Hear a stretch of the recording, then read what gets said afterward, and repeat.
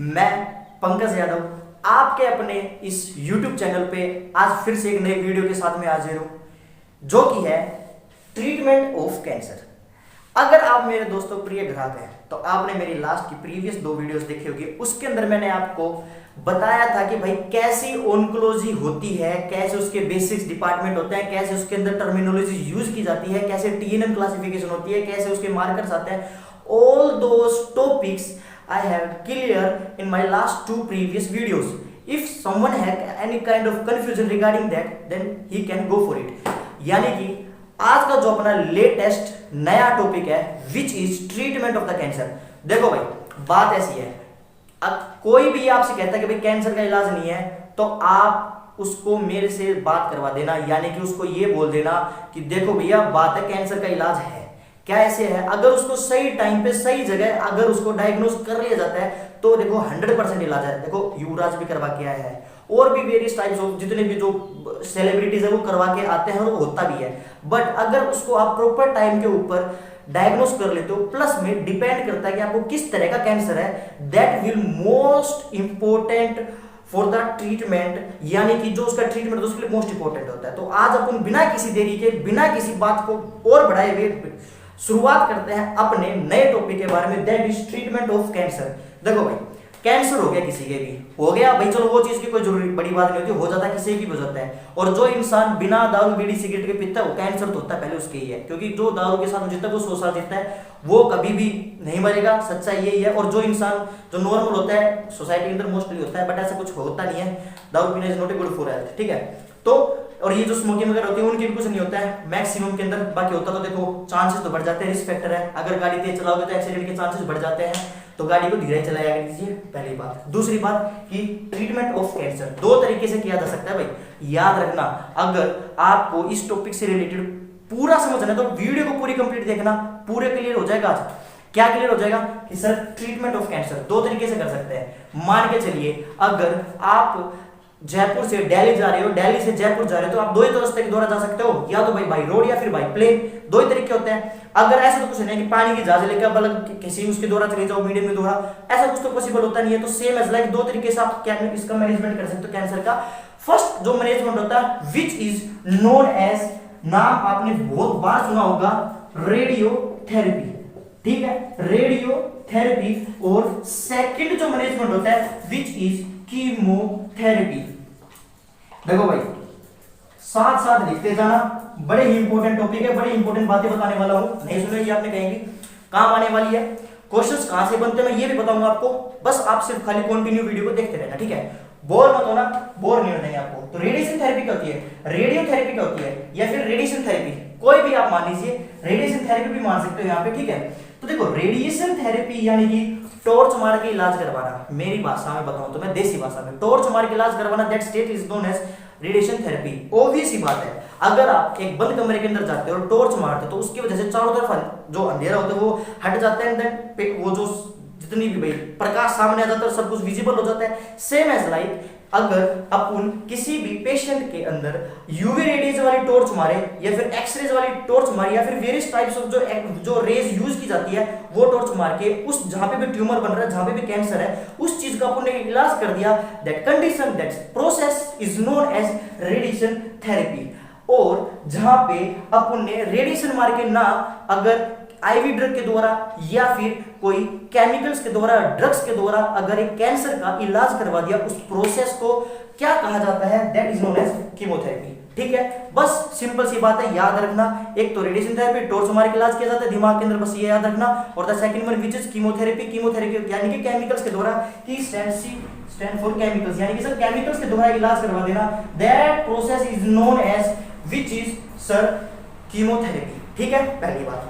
Then दूसरी बात कि सर इसके बारे में और बताओ हमें, तो मैं बताता हूं। देखो ट्रीटमेंट ऑफ कैंसर के अंदर अपन पढ़ेंगे रेडिएशन थेरेपी क्या होती है, ठीक है। रेडिएशन थेरेपी स्टार्ट करते हैं, ठीक है।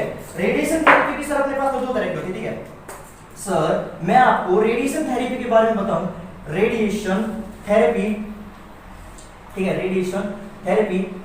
तो मैं आपको बताता हूं क्या होता है रेडिएशन थेरेपी के अंदर, ये टी है यहाँ पे, ठीक है। रेडिएशन थेरेपी के बारे में अगर मैं बताऊं तो सर ये 2 तरह की होती है।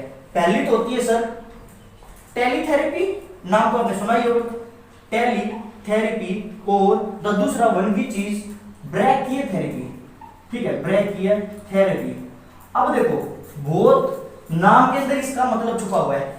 टी स्टैंड फॉर यानी कि टेली स्टैंड फॉर टेलीस्कोप, और टेलीस्कोप किसके लिए यूज किया जाता है? ऑब्वियस ही बात है, अगर आप साइंस के स्टूडेंट है, जो कि आप कंफर्म होंगे ही, तो वो अगर आप देख रहे हो तो टेलीस्कोप का मतलब होता है कोई दूर की चीज को देखना। वो टेलीस्कोप का वहां पे तो दूर की चीज को देखना होता है, और यहाँ पे टेलीस्कोप दूर से टॉर्च मारना होता है, जिसके द्वारा इलाज करना होता है किसका? कैंसर का। That condition, that process is known as what is teletherapy. The second one which is ब्रैकियोथेरेपी।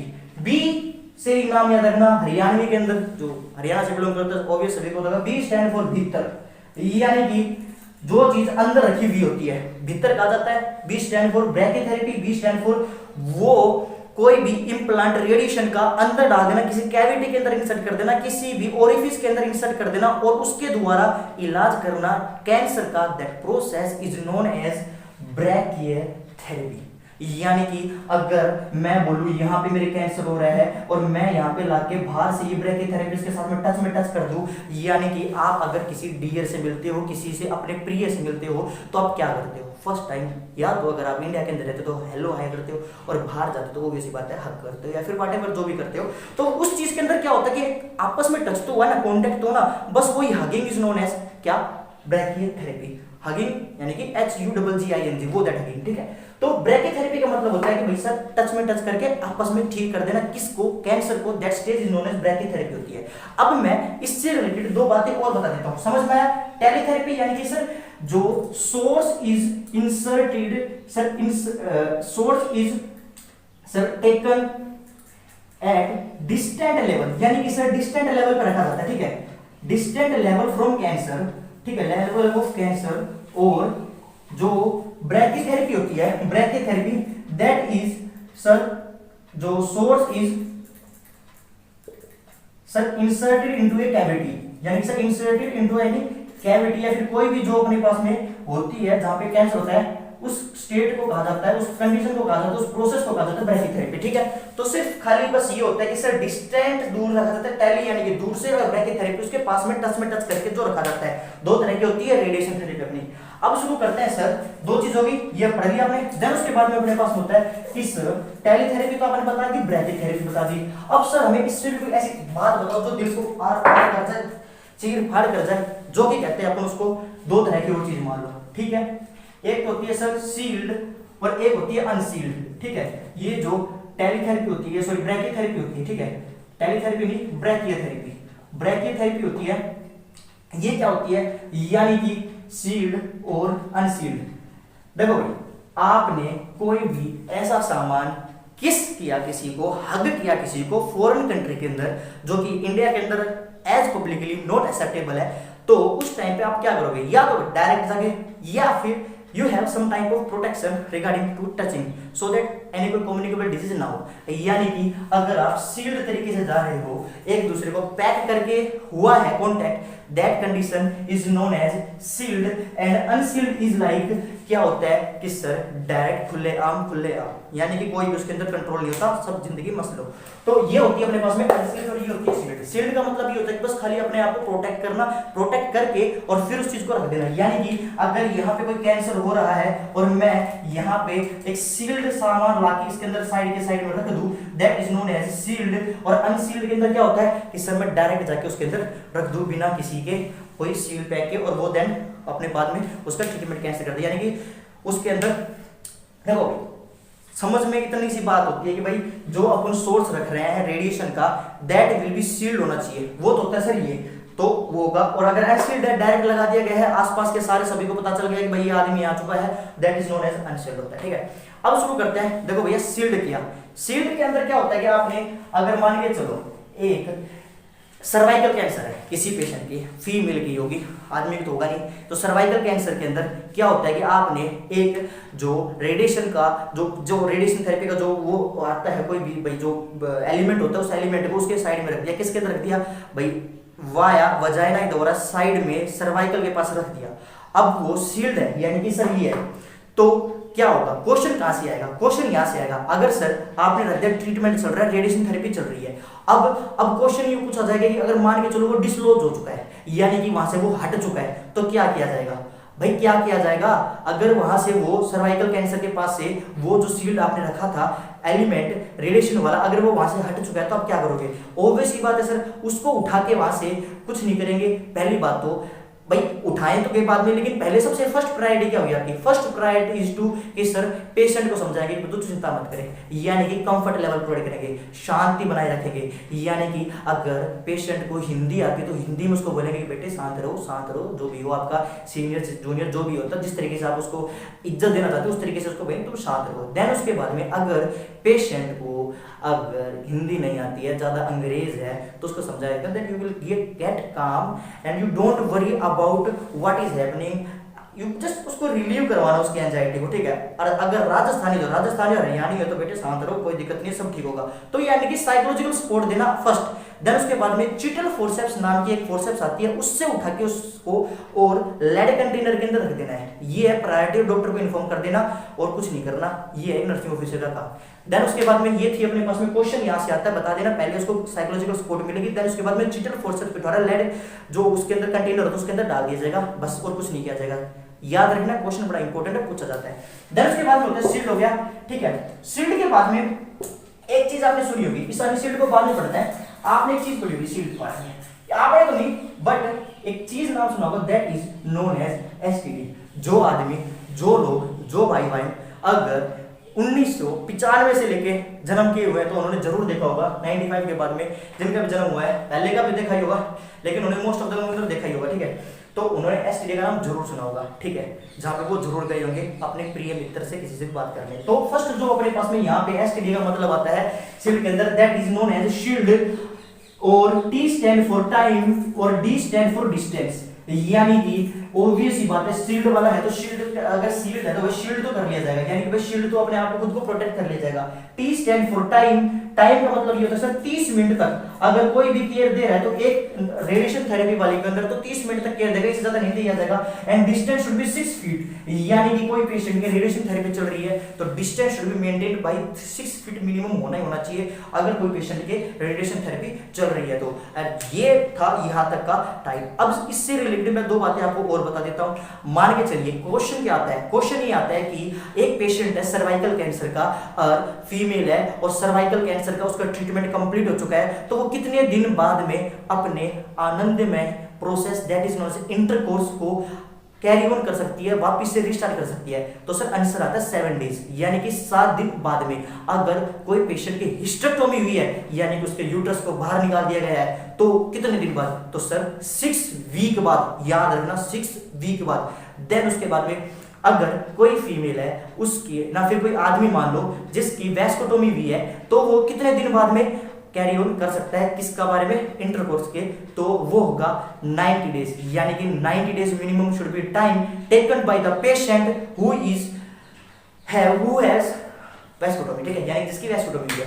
तो क्यों 90 डेज, क्यों, क्योंकि सभी को पता है 72 डेज का एवरेज स्पर्म की लाइफ साइकिल होती है और इजैकुलेटरी डक्ट के अंदर पहले से भाई रहते हैं और वो निकल जाएंगे और या फिर वो उसके अंदर फंस जाएंगे। तो ऐसा तो नहीं आपने कट कर दिया तो भाई ऐसा तो है नहीं कि भाई उसके अंदर सारे बाहर निकल जाएंगे, थोड़े बहुत अंदर रह जाते हैं। तो उसकी वजह से जो टाइम पीरियड होता है 72 डेज का होता है। बाकी अपन 90 डेज तक का प्रोटेक्शन रखते हैं, प्रिकॉशन रखते हैं अगर किसी पेशेंट को या फिर किसी आदमी को इंटरकोर्स करना। तो ये चीजें मैं बता देता हूँ, ये क्वेश्चन पूछे जाते हैं, ठीक है, हिस्टेक्टोमी याद रखना वो पूछा जाता है। देन उसके बाद में अपने पास में इसके बाद में आता है अनसील्ड, यानी कि वो रेडिएशन थेरेपी जो अनसील्ड होती है, ठीक है। टॉपिक को हम जल्दी से पढ़ाते हैं और बताते हैं और समझाते हैं कि व्हाट इज सर अनसील्ड, यानी कि अनसील्ड क्या होता है। देखो आपको मैंने अभी बताया कि सर शील्ड क्या होती है। शील्ड से तो दो बात याद रखना, क्या होता है कि भाई देखो जो इसका एक्सक्रीटा होता है ना आदमी का शील्ड का, वो तो नॉन हार्मफुल होता है क्योंकि भाई शील्ड के अंदर तो वो तो होगा नहीं। एक्सक्रीटा यानी कि यूरिन हो गया, स्टूल हो गया, स्पूटम हो गया, व्हाटएवर द जो एक्सक्रीटा होता है हर आदमी का, स्वेट वगैरह होता है, वो नॉन हार्मफुल होता है। लेकिन अगर कोई पेशेंट और बट पेशेंट हार्मफुल होता है, ठीक है,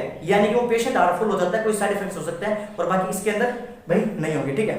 अब अनसील्ड का सीन ये होता है कि भाई देखो पेशेंट भी हार्मफुल होता है इसके अंदर, ठीक है, पेशेंट भी हार्मफुल होता है और एक्सक्रीटा भी हार्मफुल होता है, यानी कि उसका जो टॉयलेट है, स्टूल है या फिर व्हाटएवर जो भी है आल्सो हार्मफुल होता है, यानी कि ये भी हार्मफुल होता है। ठीक है, याद रखना होगा, आपको यहाँ तक समझ में आया गया होगा। देन उसके बाद में अनसील्ड हो गया, पेशेंट हार्मफुल हो गया, एक्सक्रीटा आर आल्सो हार्मफुल, ये भी हार्मफुल होता है। और इससे रिलेटेड बस क्वेश्चन ही पूछा जाता है कि भाई कितने, भाई क्या या पेशेंट हार्मफुल हो सकता है या फिर उसका एक्सक्रीटा हार्मफुल होता है। क्वेश्चन पूछा जा सकता है कि भाई एक्सक्रीटा हार्मफुल होता है या पेशेंट हार्मफुल, दोनों हार्मफुल होते हैं।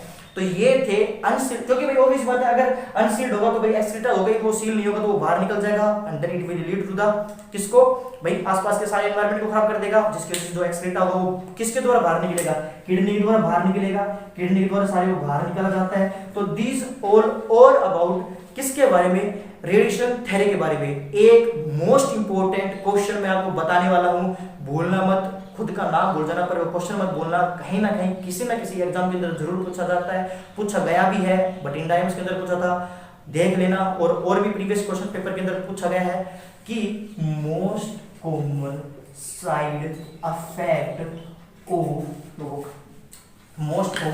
Side effect of radiation therapy, यानी कि most common side effect of the radiation therapy, यानी कि रेडिएशन थेरेपी का मोस्ट कॉमन साइड इफेक्ट क्या होता है। तो मैं आपको बता देता हूं, तुम जब ये लाइन पढ़ो तो सबसे पहले आपके दिमाग के अंदर एक चीज आनी चाहिए, नाम है उसका मोटापा, कहते हैं अंग्रेजी में fat, that is known as fat. Fat करवाता है नहीं जी, फैट एक ट्रिक है जिसको याद रखने की। एफ स्टैंड फॉर फटीग, यानी कि ये थकावट करवा देता है, मोस्ट कॉमन है, बट इंडिया के अंदर ये ऑप्शन आया था।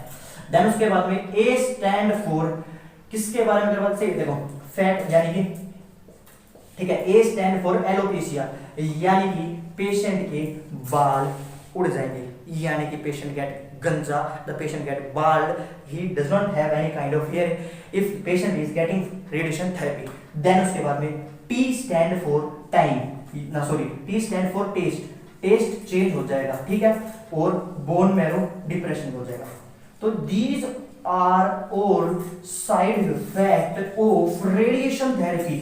तो आज की अपनी इस क्लास के अंदर मैंने आपको बताया कि रेडिएशन थेरेपी से रिलेटेड जितने भी पूछे जाने वाले क्वेश्चन और जितना भी इस पे रिलेटेड टॉपिक कि क्या होता है, कितने तरह का होता है। आई होप आपको यहाँ तक वीडियो देखी है, अच्छी लगी होगी, कुछ नया सीखने को मिला होगा, और सीखने को मिला है तो प्लीज आपका काम है एक वीडियो को लाइक करना और कुछ नहीं है, चैनल को सब्सक्राइब करना अगर आपको सच में अच्छा लगा है तो।